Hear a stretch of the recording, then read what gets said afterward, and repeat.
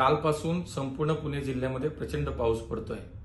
आपल्या शहराला पाणी पुरवठा करणाऱ्या मुठा नदीवरील जी धरण साखळी आहे त्याच्यामध्ये पानशेत आहे, वरसगाव धरण आहे आणि खडकवासला या तीनही धरणाच्या परिसरामध्ये प्रचंड पाऊस झाला आणि स्वाभाविकपणे काल रात्रीपासून मोठ्या प्रमाणात विसर्ग पाण्याचा मुठा नदीत करण्यात आलेला आहे। त्यामुळे माझी पुणेकरांना हीच विनंती आहे की आपण थोडी काळजी घेऊया। रेड अलर्ट जाहीर केलेला आहे, सगळ्या यंत्रणेचा आढावा घेतोय।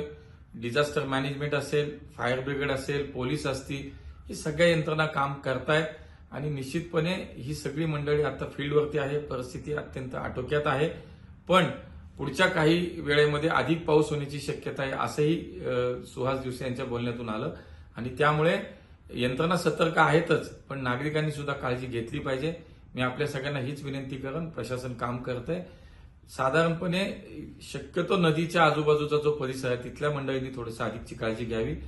ज्या ठिकाणी पाणी घुसलंय, ज्या ठिकाणी जनजीवन विस्कळीत झालंय, अशा मंडळींचं, अशा कुटुंबाचं स्थलांतर करण्यासाठी तात्पुरत्या स्वरूपाचं महापालिकेची शाळा, महापालिकेच्या अनेक समाज मंदिरं, काही मोठे मोठे हॉल्स याची व्यवस्था महापालिकेला करायच्या सूचना आपण दिलेल्या आहेत आणि त्यामुळे पुणेकरांनी काळजी घ्यावी।